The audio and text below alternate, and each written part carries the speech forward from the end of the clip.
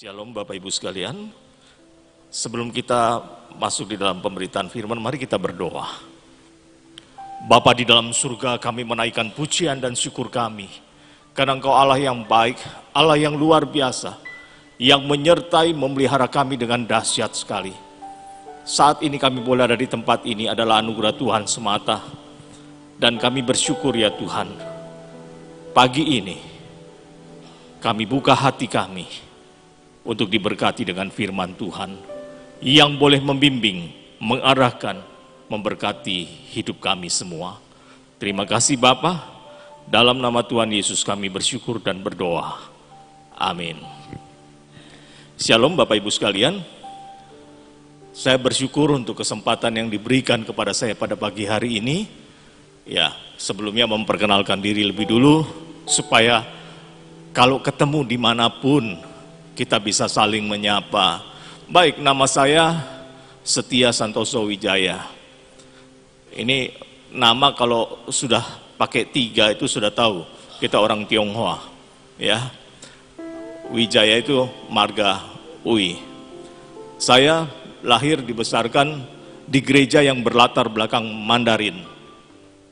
Ya, dari kecil dibawanya ke gereja itu. Sampai gede di situ, sampai menyerahkan diri jadi hamba Tuhan juga. Dan bersyukur saat ini boleh melayani di berbagai denominasi gereja. Ya, boleh melayani di berbagai denominasi gereja. Dan saya sudah menikah. Istri saya bersama-sama pada pagi hari ini juga sama-sama kami pendeta.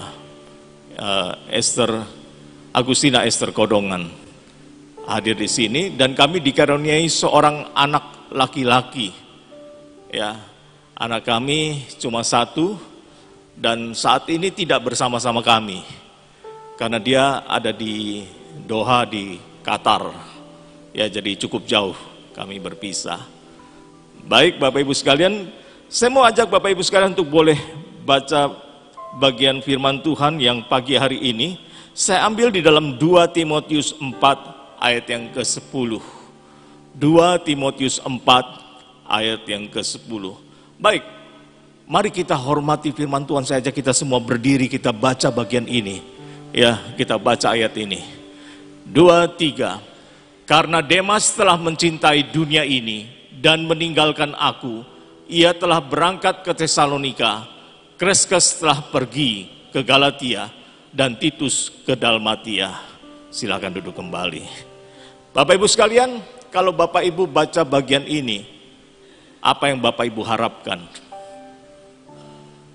Apa yang Bapak Ibu harapkan kalau baca ayat ini? Mungkin Bapak Ibu sudah baca ayat ini berulang kali kalau baca Alkitab, ya. Sudah baca berulang kali, lewat begitu saja. Kali ini saya ajak Bapak Ibu mampir di ayat ini, karena ada sesuatu di sini. Firman Tuhan berkata, karena Demas telah mencintai dunia ini dan meninggalkan aku. Ia telah berangkat ke Tesalonika, Kreskes telah pergi ke Galatia, dan Titus ke Dalmatia. Saudara, nama Demas muncul di dalam Alkitab hanya 3 kali. Tidak lebih dari itu. Berikutnya kita akan melihat 2 ayat berikutnya yang mengatakan, yang menyebutkan nama Demas. Yang pertama di Kolose 4 ayat yang ke-14 dikatakan, salam kepadamu dari tabib Lukas yang kekasih dan dari Demas. Ayat berikutnya Filemon ayat yang ke-24, dan dari Markus, Aristarkus, Demas dan Lukas teman sekerjaku. Saudara, kalau kita sampai di bagian ini, kita mencoba melihat siapa itu Demas.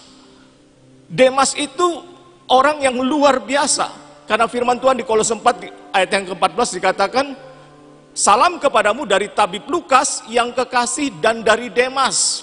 Namanya disebutkan setelah nama Lukas. Penting enggak saudara? Ini orang penting saudara. Lalu dikatakan di dalam Filemon yang ke-24, dan dari Markus, Aristarkus, Demas dan Lukas, bahkan namanya disebutkan sebelum Lukas. Saudara, kalau engkau sedang bersama dengan seorang hamba Tuhan yang sangat terkenal, namamu dipanggil setelah dia, itu satu penghargaan, penghormatan yang diberikan. Ya, Kalau ada pejabat hadir di tempat ini, namamu disebutkan setelah nama beliau. Itu satu posisi yang sangat luar biasa, tidak sembarangan. Demas adalah seorang hamba Tuhan yang luar biasa dipakai Tuhan, yang berada di dalam garis depan penginjilan, yang giat dan luar biasa bersemangat dalam pemberitaan Injil. Tapi saudara, kenapa di dalam ayat yang kita baca tadi dikatakan karena Demas telah mencintai dunia ini dan telah meninggalkan Paulus dalam hal ini. Kenapa seorang yang berada di garis depan penginjilan sekarang dia meninggalkan rasul besar yang bernama Paulus? Saudara, seorang yang diurapi Tuhan, dipakai Tuhan dengan dahsyat sekali Demas. Dan dia kenyataannya saat ini dia meninggalkan hambanya Rasul Paulus. Berikutnya, kenapa Demas yang tadinya setia, lalu dia menjadi tidak setia? Yang pertama, identitas diri yang tidak jelas. Saudara, siapa engkau? Siapa dan siapa saya? Kita adalah anak-anak Tuhan yang harusnya memancarkan Tuhan di dalam kehidupan kita.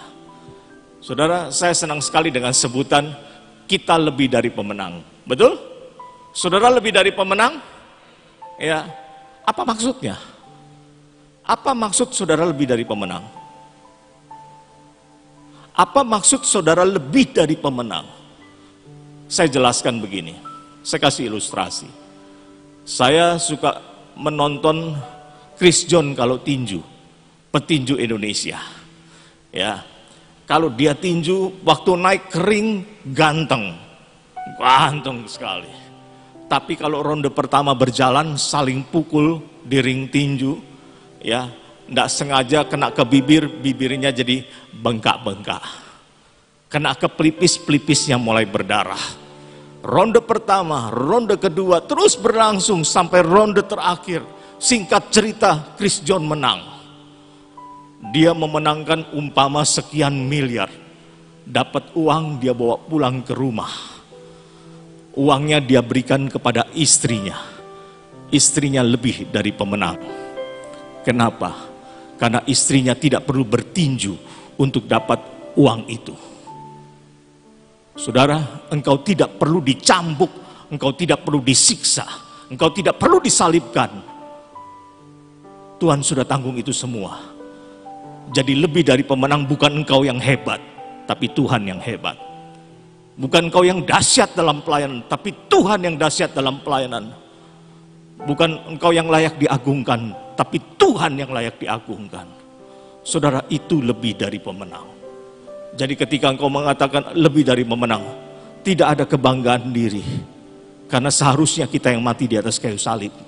Karena seharusnya kita yang disiksa. Karena seharusnya kita yang mengalami pencambukan itu. Tapi Tuhan tanggung itu semua. Karena kasihnya kepada engkau dan saya. Dan sekarang Demas, yang tadinya seorang yang berada di garis depan penginjilan, sekarang tidak melayani lagi. Saudara, ini seringkali dialami oleh banyak anak Tuhan. Karena identitas diri yang tidak jelas. Kalau engkau seorang murid Tuhan, kalau engkau seorang anak Tuhan, apakah benar kelakuanmu sebagai anak Tuhan? Anak Tuhan cinta Tuhan, betul?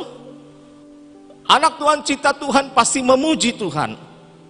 Pasti juga dia membaca firman Tuhan. Saudara, kelemahan orang Kristen apa? Malas baca Alkitab. Jujur bilang, memuji Tuhan oke. Baca Alkitab, baca Alkitab murni. Tidak usah saudara pikir renungan. Baca, buka Alkitab, baca itu. Berapa banyak orang Kristen rela menghabiskan waktunya membaca firman Tuhan. Katanya cinta Tuhan, tapi surat cintanya Tuhan boro-boro dibuka. Saudara perhatikan ini, baca firman Tuhan. Kelemahan orang Kristen yang ada di Indonesia, malas membaca. Malas baca firman Tuhan. Ya, sekarang sudah lebih canggih lagi. Ada Alkitab edisi audio yang saudara bisa dengar. Dengar pun juga tidak mau. Maunya apa? Mau hidup diberkati, tapi tidak mau sumber berkat itu sendiri. Mari kita rubah. Demas aktif di dalam pelayanan, mungkin melebihi kita yang hadir di tempat ini. Luar biasa, mengabdikan hidupnya untuk Tuhan, mengabdikan dirinya untuk pelayanan yang luar biasa. Tetapi pada akhirnya dia pergi dan tidak kembali melayani Tuhan. Saudara, karena dia lupa siapa dirinya di hadapan Tuhan. Engkau kalau mau cari nama, bukan di gereja tempatnya. Engkau kalau mau cari jabatan, bukan di gereja tempatnya. Banyak orang gila jabatan datang ke gereja, mau posisi, mau kedudukan, mempertahankan kursinya, luar biasa. Mari hari ini, siapa engkau di hadapan Tuhan? Kalau engkau sungguh anak Allah, kalau engkau sungguh anak-anak Tuhan, perhatikan, anak Tuhan tidak gila kuasa, anak Tuhan tidak gila jabatan. Jabatan Tuhan percayakan, bukan digunakan untuk perebutan. Saya berkali-kali menyaksikan dengan kehancuran hati. Ada mau pemilihan ketua sinode, aduh, politik kotor yang beredar. Berkali-kali saya melihat itu. Begitu keluar dari ruang rapat, yang keluar asap rokoknya, bukan Roh Kudus, tapi asap yang keluar dari ruang itu, asap rokok yang luar biasa baunya. Saudara, begitukah kehidupan anak-anak Tuhan? Begitukah kehidupan orang yang katanya cinta Tuhan? Merebut kekuasaan, merebut banyak hal, demi apa? Kebanggaan diri. Demi apa? Demi nama kita sendiri, bukan Tuhan. Bukan Tuhan lagi yang diagungkan. Mari saudara kita kembali datang kepada Tuhan. Kembali kita mengoreksi diri. Siapa engkau dan saya di hadapan Tuhan? Saudara, saya tertarik dengan ayat ini berikutnya. Dikatakan, Demas telah mencintai dunia ini. Saudara, kata mencintai ini ternyata digunakan kata agape. Ya, ini sangat menarik. Demas tadinya agape kepada Tuhan. Sekarang agapenya kepada dunia ini. Dengan kata lain, dunia ini, ilah zaman ini yang menjadi Allahnya. Bukan lagi Tuhan, tapi kekayaan dunia dan lain sebagainya, itu yang menjadi Tuhannya saat ini.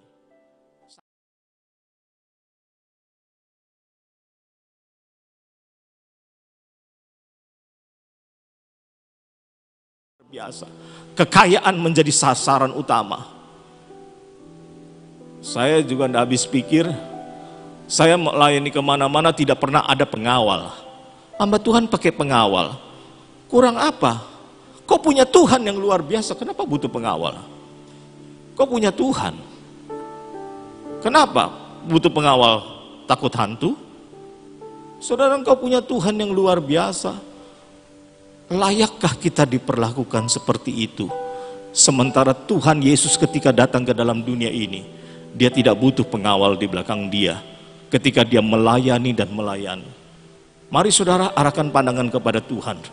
Agapemu kepada Tuhan, bukan kepada jabatan, bukan kepada kekayaan. Rubah itu semua. Tinggalkan itu semua. Ketika engkau meninggalkan dunia ini, apa yang kau bawa? Engkau punya rumah mewah di dunia, tetapi engkau tidak punya rumah di sorga. Celaka. Lebih baik engkau tidak punya rumah di dunia, tetapi punya rumah di sorga. Pikirkan baik-baik. Engkau punya kekayaan yang berlimpah-limpah. Engkau punya rumah harganya puluhan miliar, mau 1 triliun sekalipun. Ketika engkau meninggalkan dunia ini, jenazahmu dibuang dari rumah itu, disingkirkan dari rumah itu. Masakan tetap tinggal di rumah? Tidak mungkin, saudara. Ya, ketika engkau meninggalkan dunia ini, engkau hanya berada di kotak 2x1 itu, di dalam peti jenazah. Bisa bawa apa? Jam Rolex engkau bawa, tidak lama kuburanmu dibongkar. Engkau bisa bawa emasmu berkilo-kilo masuk ke dalam peti. Begitu keluargamu pulang, tidak lama kuburan itu akan dibongkar orang. Saudara, apa yang menjadi Tuhanmu saat ini?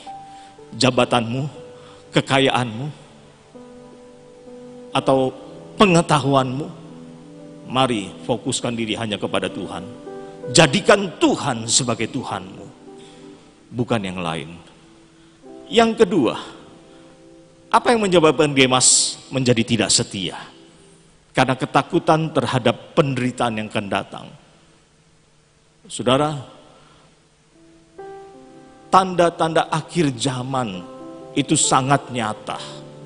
Ya, saling menyerahkan, saling berperang satu dengan yang lain, itu terjadi, saudara. Engkau tidak akan tidak bisa engkau meminta kepada Tuhan, Tuhan jangan terjadi. Itu akhir zaman, dan Alkitab sudah mencatatnya, itu pasti terjadi. Ya dan amin. Saudara, ketika engkau melayani Tuhan, ada kegentarankah? Kita perhatikan, Demas ketika melihat Rasul Paulus yang melayani Tuhan, yang begitu berkobar-kobar melayani Tuhan, tetapi dia dapatkan ternyata Demas sedang apa? Kita lihat, Demas sedang memperhatikan Paulus yang dipenjara. Saudara, berikutnya kita akan lihat ayat ini, 2 Timotius 2 ayat yang ke-9, mengatakan, karena pemberitaan Injil inilah aku menderita, malah dibelenggu seperti seorang penjahat, tetapi firman Allah tidak terbelenggu. Saudara, kata penjahat di sini di dalam 2 Timotius 2 ayat yang ke-9 sama juga yang dipakai di dalam Lukas 23 ayat yang ke-33 yang menunjukkan orang yang disalib di sebelah kanan dan kiri Yesus. Dengan kata lain apa? Paulus dianggap sebagai biang kerok, Paulus dianggap sebagai penjahat kelas berat yang layak diperlakukan dibelenggu seperti ini. Dia sebagai seorang kriminal yang buas, sangat kejam, berdarah dingin, tidak dapat diampuni lagi dan harus dihukum mati. Itulah Paulus. Ketika Demas melihat Paulus yang seperti itu, di luar ekspektasinya, di luar pemikirannya, dia berharap bisa terkenal Paulus. Dia berharap banyak orang mencintai dia seperti Paulus dicintai oleh banyak anak-anak Tuhan. Tapi ternyata Paulus di luar harapannya, dia dipenjarakan, dia disiksa. Dan realitanya seperti itu. Paulus memang disiksa, Paulus memang dicambuk, Paulus memang dianiaya. Dan Paulus menikmati hidup yang sangat tidak mengenakkan. Demas melihat itu, dan Demas tidak mau itu terjadi dalam hidupnya. Dia ingin mendapatkan popularitas, dia ingin mendapatkan kekayaan, tidak seperti Paulus. Hidup di dalam kemiskinan, hidup di dalam penderitaan, dicambuk, dianiaya, mengalami kapal tenggelam dan lain sebagainya. Demas tidak mau seperti itu. Demas bergumul sangat untuk hal ini. Demas telah mencintai dunia ini dan meninggalkan aku. Saudara, kata meninggalkan di sini sangat penting sekali. Seorang prajurit yang berada di garis depan pertempuran, di depan garis penginjilan, tanpa banyak ngomong tiba-tiba meninggalkan arena itu, atau dalam bahasa militernya desersi. Meninggalkan yang tadinya harus berada di garis depan, melarikan diri. Itulah Paulus, itulah Demas.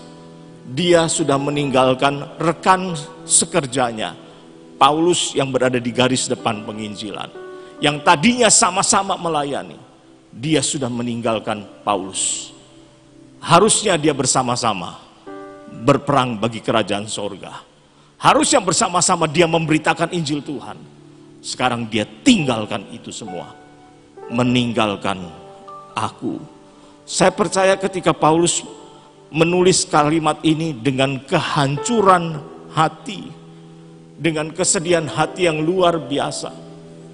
Bagaimana seorang rekan yang bersama-sama dia, yang sama-sama mengalami berkat Tuhan, yang sama-sama mengalami kapal tenggelam.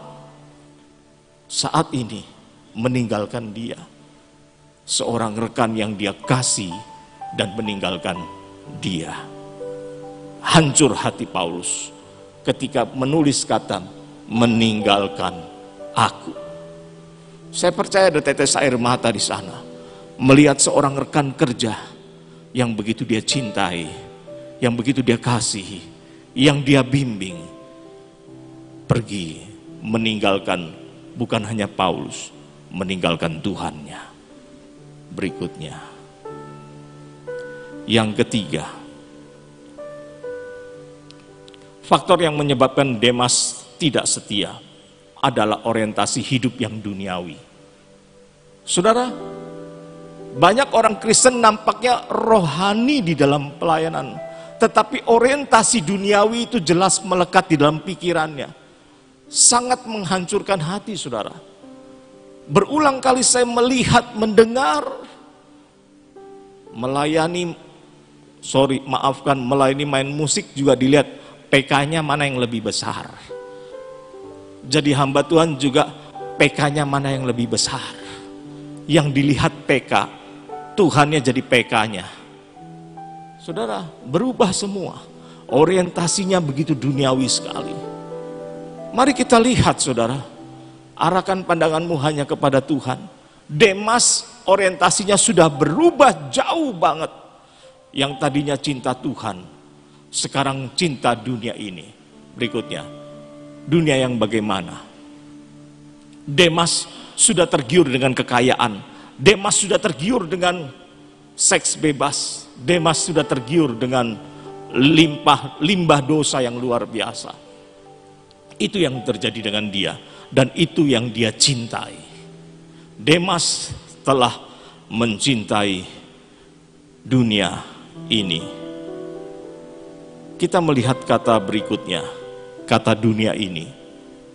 Saudara, ini menjadi kata yang sangat penting. Demas mencintai dunia ini. Ketika kita melihat kata dunia ini, berarti dunia yang sekarang ini. Dengan kata lain, ada dunia yang akan datang. Ada dunia yang akan datang. Ya. Demas telah mencintai dunia yang sekarang ini. Demas yang tadinya cinta Tuhan sekarang mencintai dunia yang berisi dengan kekayaan, yang berisi dengan gila jabatan, yang berisi dengan gila seksual dan lain sebagainya. Demas telah mencintai dunia yang seperti itu, dan dia lupa ada penghakiman yang harus dihadapi. Dia lupa akan berhadapan dengan takhta pengadilan Tuhan sebelum dia masuk ke dunia yang akan datang bersama dengan Bapa di sorga. Dia lupa itu semua. Itu yang terjadi dengan Demas. Pagi hari ini, Bapak Ibu sekalian, hari ini mungkin kau sedang melayani Tuhan. Waspada. Hari ini mungkin kau begitu giat melayani Tuhan. Waspada, saudara. Demas sudah menjadi tanda peringatan buat kita. Demas menjadi satu peringatan yang sangat penting sekali. Jabatan, kekayaan, dan lain sebagainya begitu menggoda dia. Waspada, saudara. Ketika engkau makin dikenal, ketika engkau makin populer, waspada, saudara. Jangan sampai kehancuran menanti di depan pintu hatimu. Waspada sekali lagi. Hari ini mungkin berita yang kurang mengenakkan. Saya mengingatkan, waspada. Jalani hidup ini dengan tetap memandang kepada Tuhan, dengan kerelaan hati. Saudara, tahun 2017 saya mengakhiri pelayanan sebagai gembala sidang di satu gereja di kota Balikpapan. Gereja yang berada di tengah-tengah kota. Gereja yang cukup besar. Kemudian kami melanjutkan pendidikan, menyelesaikan S3 kami. Dengan tanpa kami meninggalkan zona nyaman itu. Dengan tanpa menerima apapun. Dan kami jalani hidup hanya bergantung kepada Tuhan. Sampai hari ini. Saya berkata, jangan sampai kekayaan dunia menarik aku jauh daripada Tuhan. Jangan sampai jabatan menarik aku meninggalkan Tuhan. Saudara, dari usia 22 tahun saya sudah jadi gembala sidang. Yang berulang kali saya lihat, waspadalah. Jangan sampai jabatan, kekayaan, dan limbah dosa menarik kita daripada Tuhan. Waspada itu semua. Saya mengasihi saudara dan saya mengatakan ini dengan jelas. Mari kembali arahkan pandanganmu kepada Tuhan. Kalau engkau sudah mulai melihat ke kanan ke kiri, engkau tidak fokus lagi kepada Tuhan dalam hidupmu. Mari hari ini saudara, saya mengajak engkau kembali arahkan pandanganmu kepada Tuhan. Jangan seperti Demas hancur hidupnya. Jangan seperti Demas menyakitkan hati Tuhan. Jangan seperti Demas membuat hati Tuhan hancur. Saudara, arahkan kembali pandanganmu kepada Tuhan. Kalau engkau mulai gila jabatan, arahkan pandanganmu kembali kepada Tuhan. Kalau kekayaan menyita perhatianmu dari Tuhan, kembali arahkan pandanganmu kepada Tuhan. Kalau sakit penyakit membuat engkau terpuruk, mari kembali arahkan pandanganmu kepada Tuhan. Dia mengasihi engkau. Pagi hari ini Tuhan ingin kau kembali kepada Dia. Kembali mempunyai persekutuan yang intim bersama dengan Tuhan. Kembali mencintai Tuhan dengan segenap hatimu. Mari kita berdoa. Bapa di dalam surga, ini kami ya Tuhan. Engkau mampu melihat setiap dari kami satu demi satu lebih daripada yang lain. Apa yang ada di dalam pikiran kami, apa yang ada di dalam hati kami, Tuhan Engkau tahu. Engkau tahu siapa kami ya Tuhan. Engkau tahu motivasi kami sebenarnya ketika kami melayani. Engkau tahu tujuan kami ketika kami aktif di dalam gereja. Engkau tahu semua ya Tuhan. Kalau Engkau dapati kami mulai menyimpang ya Tuhan, pagi hari ini ya Tuhan, kami datang bertelut di bawah kaki-Mu. Ampuni kami ya Tuhan. Ampuni kami. Jangan biarkan kami binasa karena nafsu kami. Jangan biarkan kami hancur mempermalukan nama Tuhan. Tolong kami ya Tuhan. Ketika mata kami mulai tidak terarah kepada Tuhan, mulai melihat ke kanan dan ke kiri, kami tidak fokus lagi kepada Tuhan. Tolong ingatkan kami, ubahkan kami ya Tuhan, untuk memandang hanya kepada Tuhan. Memandang dengan kehancuran hati, karena Engkau lebih dari segalanya. Terima kasih ya Tuhan. Hamba-Mu menyerahkan setiap anak-anak-Mu yang hadir pada pagi hari ini. Tuhan memberkati mereka satu demi satu. Tuhan berkati dengan iman yang bertumbuh. Tuhan berkati dengan pandangan mereka hanya terarah kepada Tuhan dan bukan yang lain. Terima kasih Tuhan. Terima kasih Tuhan. Hanya di dalam nama Tuhan Yesus kami bersyukur dan berdoa. Amin. Pertama-tama saya ucapkan terima kasih buat Bapak Pendeta dan istrinya dan rombongan yang hari ini datang ke Cirebon bekerja sama dengan Suara Gracia untuk mengunjungi akan orang-orang yang sakit, yang sedang menderita sebagai pendengar Suara Gracia. Terima kasih Pak untuk semuanya. Dan hari ini saudara, firman-Nya mengatakan waspada ya.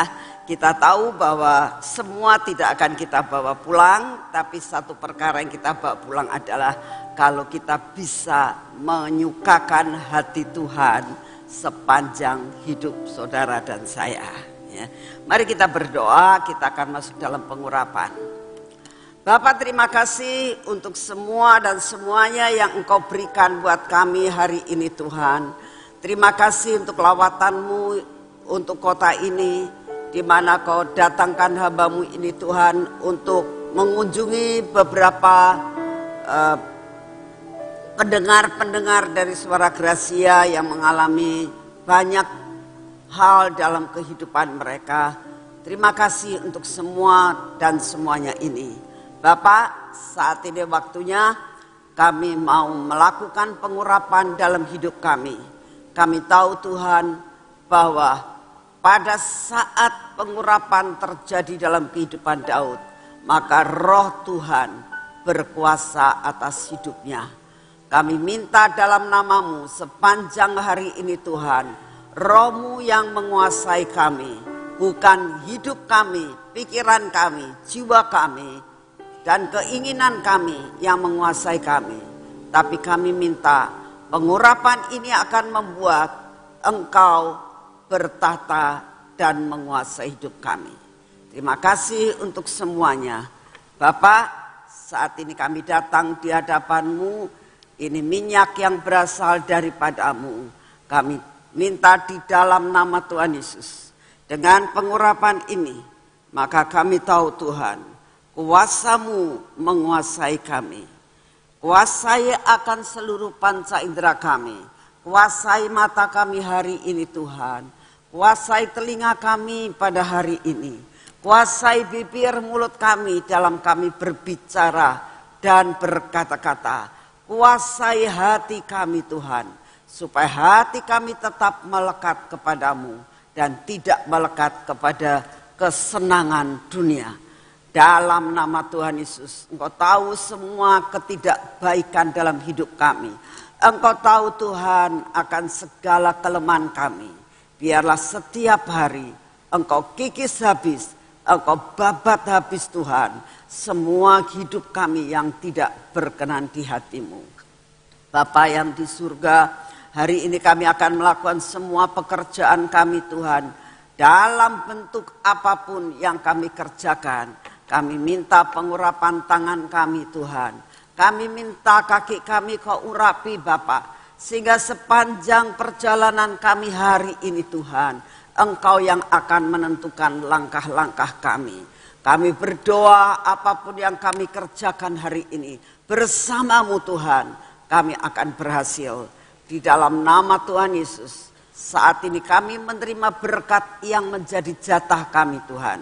Buat kami mengerti tiap hari Engkau sudah menyediakan jatah buat hidup kami. Buat kami menerima jatah kami. Karena kami tahu Engkau akan mencukupkan bahkan berlebih. Terima kasih untuk kasih setiamu. Segala pujian, hormat, syukur kami naikkan di hadapan-Mu. Di dalam nama Tuhan Yesus. Amin. Selamat pagi, Tuhan memberkati saudara semuanya.